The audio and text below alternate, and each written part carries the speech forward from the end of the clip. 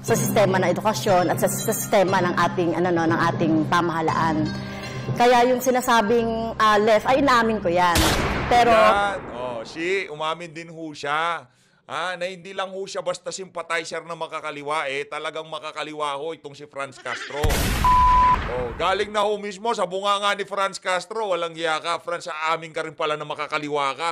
Dito sa video na to mga kababayan, palakpakan ho muna natin itong si Ma'am Vicky Morales. Napaamin ho niya itong walang hiyang si Franz Castro na makakaliwa siya. Palakpakan ho natin itong si Ma'am Vicky Morales. Wala namang, hindi namang krimen ang pagiging makakaliwa. Kaso ang problema, yung ideolohy ang pinapakalat ng mga makakaliwa sa Pilipinas. Yun ang ating problema at yun ang pag-uusapan natin maya-maya. Pero bago yan mga kababayan, alam nyo na ho gagawin. Sa mga baguhan lang ho dito sa PH Update, ano pa ho bang hinihintay nyo? Tapos na ho Pasko, isang like at isang subscribe.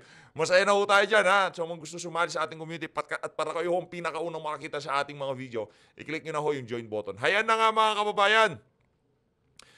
Para hindi ho tayo matambakan, mahirap po kasi natatambakan doon sa huling video natin. Ang dami ho nating na-shoutout. Kaya dito ho, hindi na ho natin palalampasin to. Ika nga, dire-diretso ang ating pag-shoutout. Ma'am Evan W, maraming salamat ho dito sa $5. Mega love shoutout. Talakpakan ho. Ako talaga naman itong mga kasama natin dito sa PH Update. At dito kay Ma'am Lovelyn Shibukawa, mega love shoutout. Ang galing talaga ng mga PDP. Magagaling ho talaga. Palakpakan. Maraming salamat, Ma'am Lovelyn Shibukawa, ha. At saka ito pa ho, dalawa ho yung pakulay ni Ma'am Lovelyn Shibukawa. Mega love shoutout, Ma'am Lovelyn Shibukawa, hinay-hinay lang ho sa banat, ha. Maraming salamat. Talagang si Ma'am Lovelyn. Maraming salamat maraming salamat. Mega love shoutout. Ayun na nga mga kababayan, ngayon alam na ho natin ang tunay na kadahilanan kung bakit hindi mabira nitong si Amy Marcos ang kanyang kapatid. Siguro ito ho yung dahilan kasi hindi naman ho kayo aasta o aasal ng ganito, hindi naman ho magkakaganito ang facial expression nyo. Ano yan? Mana-mana? Pagkabalik ko bibig ng tito, ganun din yung inaanak. Panuorin nyo ho ito mga kababayan. Panuorin nyo ho ito mga kababayan. Ito ho ito yung anak ni Amy Marcos. Panuorin nyo. Dito ho natin na-realize na ay tama nga pala. Kaya hindi mabira nitong ni Amy Marcos na magpa-hair follicle test ka. Baka masaktan ho ang kanyang anak. Panoorin nyo ho ito mga kababayan. Malupit ho ito. Nakita lang ho natin to Okay. That we want to, of course, clarify lang, no? Ba't gumaganon yung mga bibig nyo? Talaga bang lahi yan? Nasa ano nyo ba yan? Nasa jeans nyo? Yung mga panga nyo, yung mga nyo, hindi nyo mapigilan? Unang-una. Ba't gumagalaw yung dila mo, sir? Kaya ho yung si Senator Amy Marcos, wag nyo na hong pilitin na i-call out niya yung mga kabagagan ng kanyang kapatid.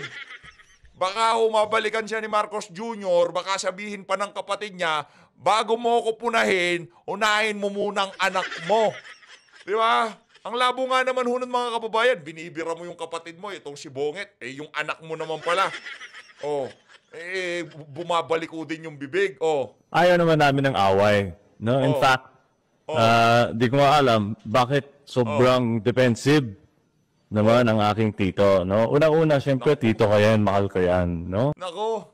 Yung yung galaw yung pilantik ng dila, labi, kuwang-kuha niya yung sa tito niya. Ngayon, wag na kayong umasa kay Amy Marcos na bibirahin niya ang kapatid niya. Kasi mismo hong anak niya, kailangan din tayong manawagan ng hair follicle test. Kasi dapat talaga yung isinusulong ng ating mga kandidato diyan sa PDP na dapat lahat ng kandidato mula sa presidente hanggang sa barangay tanod o dun sa mga tama lahat. Pati yung mga hinar ng civil service, lahat ho yan. Basta tumatanggap ng pera sa pamahalaan, magpapulburon test, walang exemption. Ito kasi pagka mayaman, ma-impluensya, hindi nakakapagpapulburon test. Kasi hindi daw yun sakop ng public office, public trust. Iba naman ang personal kaysa politika, kumbaga. No? So, may mga mainit na balita that we want to, of course, clarify lang, no?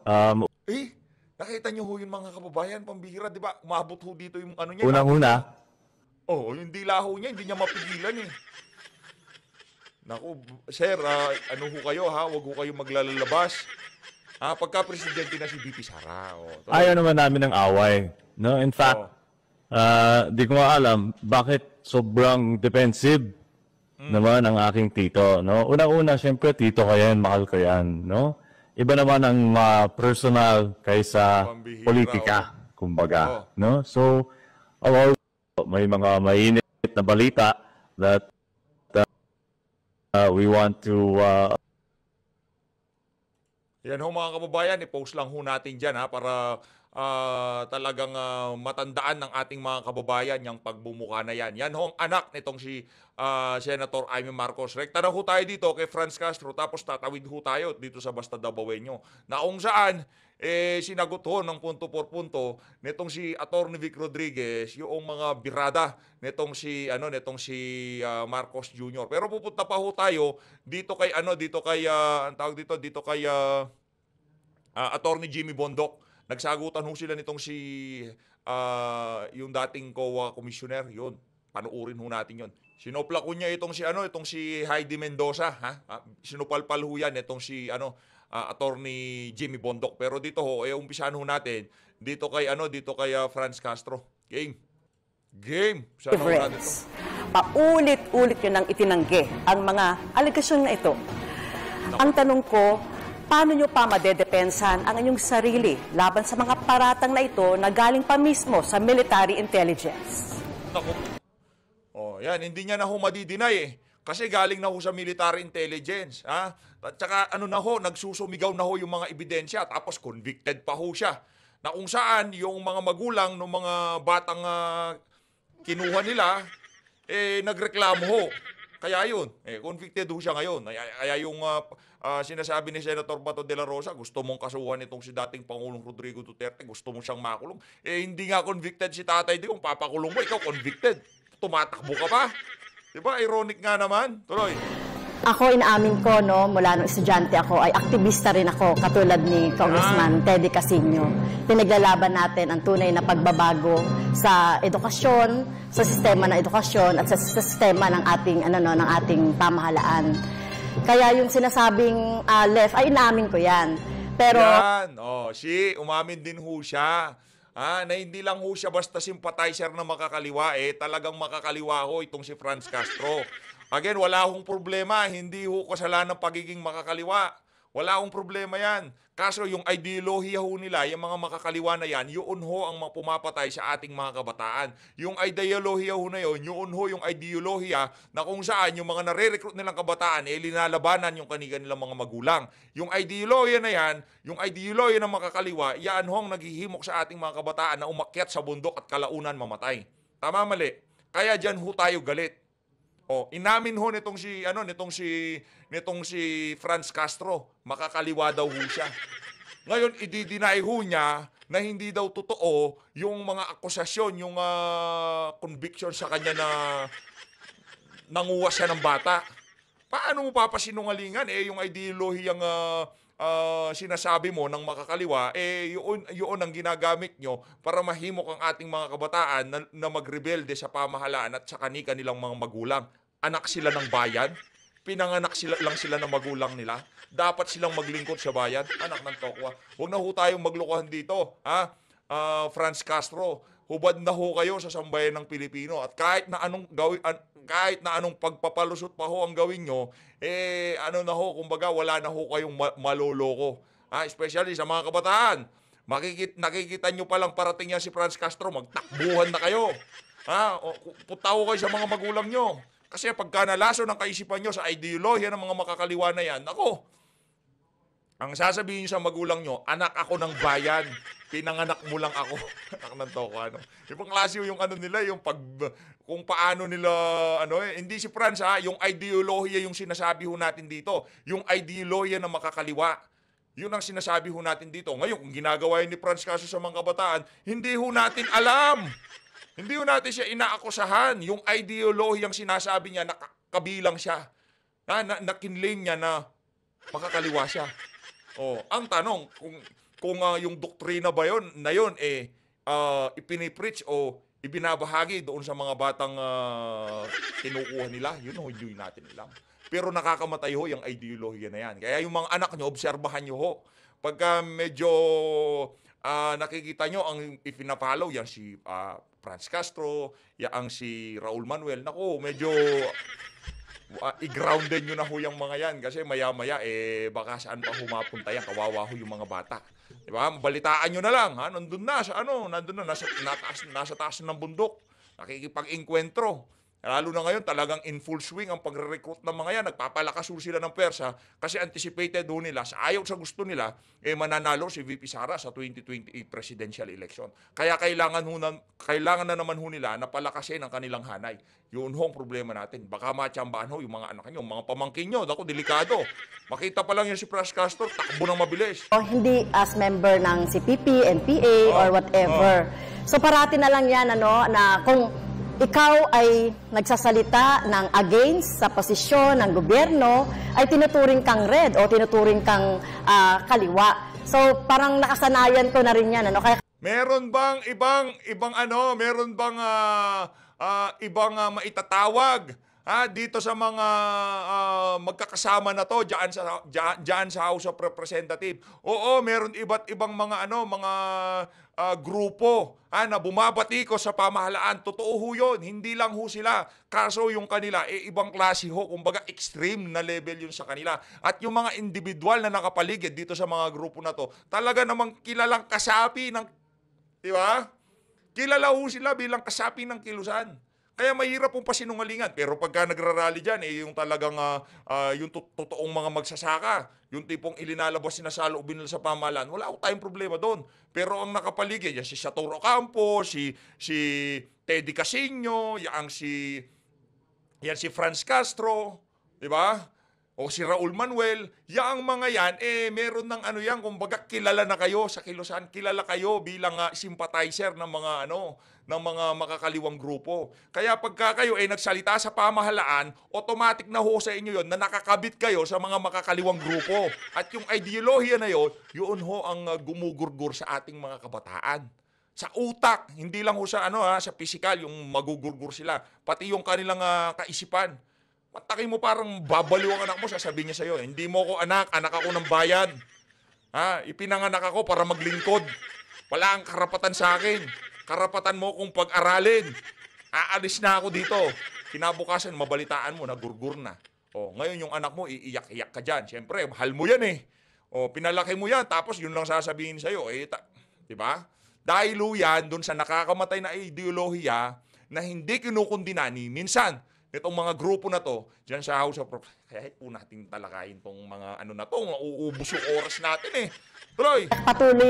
Patuloy rin yung ating ginagawa, lalong-lalo na doon sa pagsasabatas, noong mga kailangan ng ating mga guro, sa education sector at sa mga issue rin ng ating mga mamamayan. Kaya yung issue ng mga red tagging na yan ay, kumbaga ay kinasanayan ko na yan at ako ay proud left.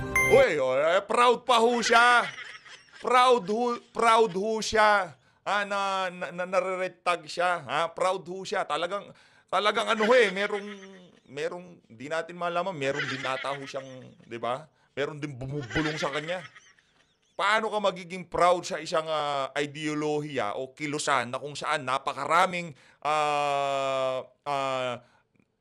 napaiyak na magulang, napakaraming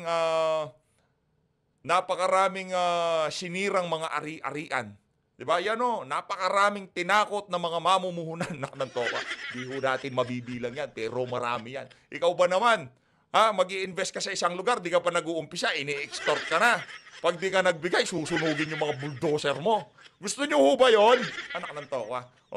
Ganyan ho ang trip ng mga hindi nila kinukundina. Hindi ho natin sinasabi si Franz Castro yon. Ang sinasabi natin, hindi ho nila kinukundina yung mga gumagawa ng mga ganong klaseng gawain. Yun ang problema natin. Tuloy. Paano nyo ho kukumbinsihin, Representative Castro, ang publiko na kayo ay karapat-dapat na mapunta sa Senado sa kabila po ng hatol sa inyo ng isang korte? Well, nakikita naman po yung track record ni Teacher Franz Castro sa Anong track record mo, Brad? Track record niya, nagpakaaso kay Tamba sa loob ng 3 taon. Track record doon yan, binakbakan si VP Sara. Anong ginawa nyo? Anong naging pakinabang na sambayan ng Pilipino dyan sa block nyo sa House of Representatives? Wala. Anong track record? Track record. Ayusin mo yung kaso mo. Sinabi ni Senator Boto, dapat nakakulong ka. Yun ang pag-usapan natin. Kongreso. No, nakita natin doon yung ating paglaban sa korupsyon, paglaban po natin doon sa maling paggamit ng confidential funds. At ito po yung dadalhin natin sa Senado para labanan din po yung maling paggamit o yung Ako, ano na yan, Franz, hindi nabebenta sa amin yan. Kumbaga, basa ka na namin. Bukas na libro ka sa sambayan ng Pilipino. Kabisado ho namin kayo, linya por linya. Tabas pa lang ho ng pagmumukha nyo. Alam na ho namin. Ano pa lang, kahit nakatalikod kayo, naaamoy namin ang inyong masangsang na amoy, ika nga. Kahit nga dito sa video, nakikita ko lang yung pagmumukha ni Franz Castro, parang nababahuan na tayo eh. Ganun ho kadumi ang pagkatao ng ali na yan. Kaya kung yung mga maloloko niyan na iboboto yan, isasama sa balotan nyo yan, ay naku, sayang ho yung ultimo, yung pang-shade nyo dyan sa pangalan ng mama ali na yan, mukhang lalaki eh. Yung bilog, yung segundong pagsishade nyo dyan, parang sinayang nyo ho ang buhay nyo ng 3 segundo. Kung isishade nyo yung bilog na hugis itlog sa tapat ng pangalan itong si Franz Castro. Rekta ho tayo kay Atty. Jimmy. Balagbag ho ito, matindi to, gang! Ang sagot ko po dito ay hindi agad-agad. Nagkakaisa po. Teka. Ayusin ho natin yung, para malaman nyo yung tanong, no? Yung about to sa confidential fund. Ayusin lang ho natin. Ang pagdidibatihan ho pala nila, ito, pagtanggal ng confidential at intelligence fund sa non-intel agencies. Ito ho, pakinggan ho natin ang mga sagot nitong si Atty. Jim Bondoc at former COA Commissioner Heidi Mendoza. Okay? Mendoza at kontra naman si Attorney Jimmy Bondoc. Alamin natin kung bakit pabor si dating COA Commissioner Heidi Mendoza. You have 30 seconds po. Mga minamahal kong kababayan, napakinggan natin at napanood ang talakayan sa Kongreso kung paano ginamit ang intelligence funds. Rumampa si Mary Grace at 125 million inubos sa 11 araw. Sa gitna ng kahirapan, tumataas na gasolina, nagugutom at hindi nakakapasok ang mga dapat nasa eskwela. Bakit natin bibigyan ng confi funds ang mga ahensyang walang direct na mandato sa national security? Hindi porke naging COA Commissioner ka, madam. Attorney, sandali lang ha. Sagot ko lang ganito sa'yo, ganito. Yun lang ang sagot ko sa'yo. Anak ng toko, talagang palong-paluho kayo, madam ha. Talagang ramdam ko yung pagiging anti-Duterte nyo ha. Yung kumukulong dugo, yung talagang nagsisil, kumaga talagang gigil na gigil kayo kay VP Sara. Pero yung 135 million na nawaldas, hindi ho sa 11 days. Literal, nawala akong kinapuntahan. Yung tawag dito, yung mga balota ng COMELEC na natapon dahil sa kapalpakan nitong si George Garcia, 135 million. Bakit hindi kayo nag-iiyak doon? Yun, literal. Diretso sa inodoro yung mga yon. Kasi mali yung pagka-imprenta eh. Di ba? Ba't doon hindi kayo nag-iiyak? Doon kay VP Sara, 125 million. Ang dami niyong winaldas. Baka nga yung nagastos doon sa hearing, doon sa pagpapadalo ng mga resource person, mahigit pa ho doon sa hinahanap nating 125 million. Na kung saan napaliwanag naman at pinapaliwanag ni VP Sara sa Commission on Audit, dyan sa COA, na nagbibingi-bingihan kayo at nagtatanga-tangahan kayo sa proseso, gayong alam nyo naman na meron pa nga hanggang ngayong February ang opisina ng Office of the Vice President para magpaliwanag dyan sa issue na yan. Pinagpipilitan nyo yung piatos na yan, mga alias yan mga yan. Mga AKA yan, also known as. Diba? Hindi ko kilala yan. Hindi ko natin alam ang tunay na pagkatao niyang mga yan. Diba? Mga mga alias nila yan. Pinagpipilitan nila para maging sensational at mapag-usapan. Mary Grace Piatos, Kokoy Villamin, o kung ano pa man yung mga pangalan na naisip ng mga walang yang congressman dyan sa House of Representatives. Tuloy! Attorney Bondoc, you have 30 seconds naman po to explain your position or your vote. Yun. Ang sagot ko po dito ay hindi agad-agad. Natin to dito. Nagkakaisa po tayo na talagang dapat labanan ng korupsyon. Ngunit ako po ay naniniwala na ang lahat ng government agencies ay may kinalaman sa national security. Ang national security po ay hindi lang terorismo, komunismo, kundi kuminsan internal threats sa ahensya at sa mga empleyado nito. At ang COA po ay naglabas ng magandang circular 2015-01 na meron namang guidelines upang gastusin ang pondo na ito. Kaya hindi agad-agad. Reaction niyo po, Commissioner Mendoza. May Palakpakan nun natin itong si Atty. Jimmy Bondoc. Yan mga kandidato natin. Kumbaga, pagkasumalansan ho sila ng issue talagang napakapulido. circular daw ho. Salamat, Atty. Bondoc, at nabanggit ang circular na ating pinagtulong-tulungan, pinaghirapang gawin, 2015-1. Malinaw po doon at sinasabi, hindi lahat entitled sa confidential funds. Diba? Ay kung ikaw ay Department of Hindi lahat, pero hindi nyo lininaw. Pero kung lininaw nyo na itong Office of the Vice President o yung Department of Education, hindi kasama, hindi nabigyan. Linawin nyo ho kasi yung circular. Kung kailangan ayusin nyo. Education. Ayun ba naman nagawa na ng ibang secretary na walang confi? Eh bakit ngayon meron? Attorney Bondoc, ang inyong tugon, you have 30 seconds. Ang tanong ko lang po kay kagalang-galang po na Ma'am Heidi, ang bukod po sa Intel funds, meron pa po sa inyong karanasan na mga pondo na inaabuso ng mga ahensya? At kung meron po, dapat din po bang tanggalin ang lahat ng pondo na ito? Attorney Bondoc. Ulitin nun natin. Ang ganda ng sagot nitong si Atty. G. Galing. Dapat na mga pondo na Ulitin nun natin. Game. Ito, matindi ko kasi ito. Game! Ang tanong ko lang po kay kagalang-galang po na Ma'am Heidi, ang bukod po sa Intel funds, meron pa po sa inyong karanasan na mga pondo na inaabuso ng mga ahensya? At kung meron po, dapat din po bang tanggalin ang lahat ng pondo na ito? Attorney Bondoc, dahil hindi po inaabuso? ito issue ng Yun, hindi mo na nasagot. Kasi pinupuntirya nyo yung confidential fund noong tinanong kayo, ang dahilan dahil tinatanggal nyo yan, yung ibang mga ahensya ng pamahalaan. Kung inabuso yung mga pondo, kailangan din ho ba itong tanggalin? Yung ano bang pagwaldas ng bilyon-bilyon sa flood control, dapat na rin ho ba natin tanggalin yan? Naku, baka maging na tayo, di ba? Kailangan na natin ng bangka, hindi na sasakyan.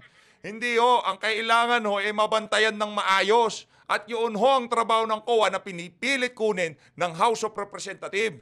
Yun ang ayusin natin. Yung hindi pwedeng basta-basta magbibida-bida yung mga congressman. Pagka merong nasilip yung COA. Tuloy. type of funds. Ito po ay issue ng type of audit. Iba po ang audit ng confidential fund. Dinadaan ho tayo sa technicalities. Pero nung nag-live sila, nitong si Ma'am Sas Rogando Sasot, hindi naman ho nakapalagang ali. Hindi ko alam paano naging COA commissioner yung ali na yan eh. Hindi ho natin maintindihan. Nung kaharap nyo si Ma'am Sas, di nga kayo makapalag-palag eh. Hindi nyo nga makana-kana kasi babatuhin niya kayo yung issue nung ang tawag dito, yung notice of disallowance ng UP, yun ang babato sa inyo eh. 'Di ba? Hindi ho tayo medyo doon sa issue na yun, pero napapahapyawan natin pa. Hindi ho nila mabira yung si Ma'am Sas nung nag-live sila. Talagang linamon ho sila ng buhay ni Ma'am Sas Rogando Sasot. Ngayon, binibida mo yung Mary Gage Piatos. Binabanatan mo si BP Sara. Dapat binanatan mo nung kaharap mo itong si Ma'am Sas Rogando Sasot. Kaso hindi nga kayo makaporma. Paano kayo poporma dyan? Abogado yan. Mas magaling yan. Yung mga argumento nyo, pang dilawan. Yung talagang ipipilit nyo lang ho para kahit pa paano, meron kayong mabudol sa ating mga kababayan. Pero wag ho kayong magpaloko dito sa ali na to. Trapo pa ho sa hindi pa ho naging politiko ito. Na ho siya? Linamon na ho siya na sistema, ika nga. Di ka pa politiko, nabubulok ka na, madam. Hindi ka pa nakahawak ng pwesto sa pamahalaan, elected government post, kaamoy mo na si Franz Castro. Dahil ito nga po cash advance at hindi po nakikita ang mga supporting documents. Maaari po ba ako mag-respond? Kasi palagay ko oras ko pa po yun at naputo lang po. Opo. Sige po. Ako po kasi ay naniniwala sa proseso at napakaganda po ng guidelines ninyo. Ang pinagkaiba lang po ng ating paniniwala ay naniniwala ako na ang gobyerno ay nasa linya ng kaayusan at kaguluhan. Kaya ang lahat po ng ahensya kahit papano ay may kinalaman sa national security. Correct! Galing! O, ano ka ngayon? Ano ka ngayon? Hey, Heidi Mendoza. Palakpakan natin itong si isa sa mga kandidato nating malupit. Yang si Attorney Jimmy Bondoc. Galing, di ba? O. Lalo po akong gumagalang at naniniwala sa proseso. Bilang isang auditor na may 27 years na karanasan, ang Hindi porket naging auditor ka, may 20 kahit 100 years pa na karanasan yan. O, anong nangyari ho nung COA auditor kayo? O, ay, sa nakalipas na 28 years na pagiging COA auditor nyo, anong nangyayari sa kaban na sambayan ng Pilipino? Kaya nga, dapat nga kayong mas tanungin eh. Kaliwat ka na ng korupsyon sa bansa na to, sa nakalipas na dekadang panahon, at kayo ho'y COA Commissioner, ano hong nangyari sa pagbabantay nyo sa pondo na sambayan ng Pilipino? Anak ng tokwa, kung papaandaran nyo kami, kala nyo, galing nyo, kala nyo, napakarami nyong naambag sa bansa na to. Naging 28 years kayo, pero still, yung binabantayan yung pera, tayo pa rin ho ang isa sa pinakakurap na bansa sa buong mundo. Palakpakan natin si Heidi Mendoza. Anak ng tokwa, galing nyo, madam. Galing nyo. Ginabang nyo pa talaga na 28 years kayo sa serbisyo sa COA. Hindi na ho kayo nahiya. Kung ako sa'yo, hindi ko na babanggitin yun eh. Tagabantay kayo ng kaban ng bayan, pero kaliwat kanan ng korupsyon sa ating bansa at hindi nyo yun nakikita. Anong ginagawa nyo sa loob ng 28 years? Nakapikit kayong ganyan? Pag pinipirmahan nyo, ino-audit nyo yung mga ahensya ng pamahalaan, nakapikit kayo. Ang kapal naman ng mukha mo, madam. Huwag nyo ho kami paandaran ng ganyan. Hindi ho yan gagana, madam. Pinaandar mo na naman ng makina ko. Huwag ganon. Huwag ganon. Di pwede yun. Papaandaran tayo ng 28 years. Na co-auditor siya. Saka nakalipas na 28 years ng bansa na to. Kung di una, lagi ho tayong nasa top corrupt government in the world. Base yan kay Senator Defensor. Pinagmalaki nyo pa. Di nyo na nga dapat sinasabi yung mga ganyang klaseng bagay. At di nyo na dapat pinagmamalaki. audit po is about process and compliance with laws, rules, and regulation. Public funds is about transparency and accountability. Subat hindi ako nag-agree na lahat ay may relasyon sa national security. Graduate po ako ng National Defense, medyo po napag-aralan namin yan, at tatayo po ako na kailangan pag-aralan sino ang entitled sa confidential intelligence. Hindi ka pa nag-uumpisa, baon ka na. Yan ang sasabihin ko. Nabaon ka na sa argumento. Hindi ka pa nag-uumpisa, 28 years sa serbisyo sa COA. Ay, yaman nyo na siguro. 28 years na kayo sa COA eh. Ibig sabihin, mayaman na kayo. Funds. Maraming salamat sa dating COA Commissioner Mendoza at kay Attorney Bondoc. Binuo ang... Sayang, merong meron siyang sagot doon eh. Lahat to involved sa national security, mapa Department of Education, lahat to yan. Hanapin ko nga, teka lang mga kababayan ha. Wait lang. Eto, dito ho ata sa part na to bumanat itong si Attorney Jimmy. Magandang gabi po, Attorney Bondoc. Dati po kayong opisyal ng PAGCOR under the Duterte administration. Ito rin po yung panahon na naging maigting po ang operasyon ng POGO sa ating bansa. At natatandaan ko po, dinipensahan nyo po yung operation ng POGO kasi sabi nyo po, malaki naman ang contribution ng POGO sa social funds ng PAGCOR. Pero ngayon po nakikita natin na nasasangkot po yung POGO sa human trafficking, sa kidnapping, physical abuse at scamming. Ganun pa rin po ba ang posisyon ninyo? Dedepensahan nyo pa rin po ba yung POGO?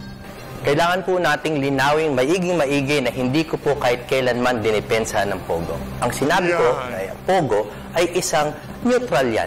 Depende yan kung sino ang namamahala. Kung ito ay maaaring patakbuhin ng tama, marami po talagang social benefits na nakukuha dito. At bukod doon, nung panahon namin, hindi po talamak ang gambling. Ang POGO po, ibang bansa ang nagagambol. Tayo po mga call center lamang dito. Kaya po tayo ay kumikita ng pera. No? Ngayon, kung sa under the wisdom of the new administration, sa palagay nila hindi makokontrol ng maigi ang operation ng POGO at nararapat na isara, mabuti pong isara yan. Ang dinidepensahan ko ay hindi ang konsepto ng POGO. Ang aking dinidepensahan ay kung maaari bang patakbuhin ito ng tama at sa akin pong tunay na palagay, base sa karanasan, pwedeng patakbuhin niya ng tama in cooperation with the right agencies, lalo na ang pulisya. Appointee po kayo ni dating Pangulong Duterte. Ano ho ang stand nyo ngayon dun sa mga issue na ibinabato laban sa kanya? Lalo na po pagdating sa EJ case o extrajudicial killings. Kailangan po ng malinaw na disclaimer. Ako po ay tumatakbo sa ilalim ng PDP laban at personal ko pong kaibigan si Pangulong Duterte. Sa kabila po ng lahat ng yan, ako po ay naniniwala. Una, kung sa ICC, no jurisdiction. Tapos ang usapan. Pagdating po sa lokal na korte, bahala po sila. That is the proper forum kung gusto nilang kasuhan. Morally, I don't think we should do that to all our leaders na lagi na lang kinakasuhan ng dating presidente. Kung kasuhan man siya, kaya naman niyang depensa ng sarili niya dahil I believe that he has worked for the good of the Filipino people. Maraming salamat, Attorney Bondo at kay Cara David. At yan po ang mga tanong ng ating panel. Maraming salamat kina... Nabitin ho ata tayo. Teka lang, hanapin ko. Baka nandito, tuloy ho natin. Martinez. Gusto kong bigyan ng talagang bigay yung spotlight dito kay Attorney Jimmy dito sa video na to para makilala ho siya ng ating mga kababayan kung gaano siya kagaling. Hindi lang ho kasi magaling na singer, magaling na songwriter. Napakahusay din ho niyan na meron ho talaga siyang pangarap. Meron ho siyang gustong mangyari sa ating bansa. Meron ho siyang gustong iambag. Hindi ko gaya ni Franz Castro, meron lang hong gustong iwasan na iwasan na problema kaya gusto maging senador. Tuloy. Wala na ho kasi siyang choice si Franz, wala nang choice yan. Sa gusto niya, kailangan niya kumbaga do or die yan, yung pagtakbo niya. Pagka natalo ho siya diyan, kalaboso ho silang dalawa nitong si Sator Ocampo. Pag naging senador siya, kahit papaano kayang maneubrahin niyan kasi maimpluwensya ang isang senador, di ba? Kaya hong ilabi yan, kagaya ng mga nangyari dito kay Jinggoy Estrada. Yun din yung strategy gustong puntahan nitong si Franz Castro. Hahawak siya ng mataas na posisyon at siyempre yung mga nasa Malacanang kailangan nila ang partisipasyon o yung simpatsya nitong si Franz Castro sa Senado kung sakaling manalo siya. Si Attorney Jimmy Bondoc, wala ho siyang ganong interest. Hindi ho siya basta-basta kayang bilhin, hindi ho siya basta-basta kayang impluwensyahan dahil yan, napakahusay na abogado. Napanood nyo naman ho doon sa natin kanina, doon sa naging debate nila nitong si Heidi Mendoza. Saludo, napakahusay. Attorney Jimmy, the best ho talaga kayo. Galing. Noong nakaraang taon, nakaranas na naman tayo ng mga malalakas na bagyo. At minsan kahit ulan lang, bumabaha na nakakaapekto sa buhay at kabuhayan ng marami. Kaugnay niyan, kasama po natin ang Executive Director ng UP Resilience Institute, si Professor Mahar Lagmay, para magtanong. Ang Pilipinas po ay number 1 sa World Risk Index. Ang Japan naman ay number 24 kahit na ang kanilang mga hazards, mga bagyo, mga lindol, pagputok ng bulkan ay pareho lang ng Pilipinas. Hindi naman po tayo nagkulang sa pag-budget sa ating mga gawaing disaster risk reduction. Ang ginagastos natin ay bilyon-bilyon. Ano po ang gagawin natin para maitama yung paggamit ng mga budget na ito para hindi nahihirapan ang mga Pilipino? I'm very proud na ako po ay naging Vice President ng Corporate Social Responsibility ng PAGCOR at ang flagship project namin noon ay magpatayo ng mga multipurpose evacuation centers. At hanggang ngayon po, alam ko na marami pong natutulungan yan. Infrastruktura, bukod sa marami pa, tulad ng pagsupil ng korupsyon. Pero infrastruktura talaga ang kailangan, no? For long term, na para maibsan po ang pagdurusa ng ating kababayan. Pero paano po natin mararating ang mahusay na infrastruktura kung may korupsyon? Kailangan solusyonan ang korupsyon. So, naniniwala... Naku, nitong si... mukha pa lang hindi na mapagkakatiwalaan. Grabe naman tong si Madam Franz. Ako na kung tama lang yung pagkagastusan itong mga pondo na ito sa mga flood control, tama yung ating nagtanong na more than trillion na halos nagagastos. So kailangan na masugpo at talagang isaayos ang paggastos di sa flood control. Wala naman. Ang tagal nyo ho sa House of Representatives. yung bagyo, pero ni minsan di ho namin kayo narinig na nag-ingay diyan sa flood control na yan. Kung hindi pa babanggitin diyan sa ano na yan, diyan sa tanong ng bayan, hindi nyo pa ho tatalakayin. Walang yaw talaga tong si Naman po kaming magkasalungat na opinion. Ang para sa akin po, no, ang korupsyon talaga ay talagang papatay sa atin. No, ang ginawa po namin diyan is ayon sa RA 10121 naman ay dapat palakasin ng mga local government. Kaya ang ginawa ko po noon, ginawa kong pulisiya na ang pera ay binibigay diretso sa local government para sila ang magpatayo. At nakita po namin na sila ay ganadong-ganado magpatayo dahil pinagkatiwalaan sila, pati po ang procurement at lahat sa kanila na po. And that is the most effective way para magkaroon ng matibay na infrastruktura. Ngayon naman ang tugon ni Congresswoman Castro dun sa tanong ni Professor. Wala ho tayong mapapala sa mga sagot nitong si Franz Castro. No? Napakawalang kwenta ho, kaya hindi na ho natin papakinggan.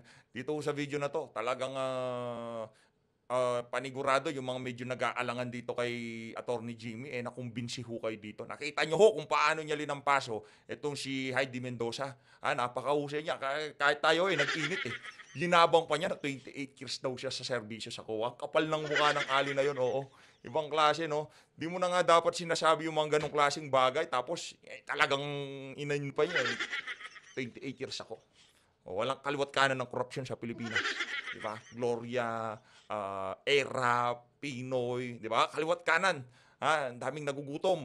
Number 1 lagi tayo sa korupsyon sa buong mundo. No? Pero ginabang ho niya. Siya ho ang tagapagbantay ng pera ng sambayan ng Pilipino. Di ba naman ho kayo mahuhulog sa inyong upuan pagka narinig yun? So ladies, maraming salamat ho sa pagsupport sa PH Update. Mag-ingat ho kayo lahat. Mahalin natin ng Pilipinas.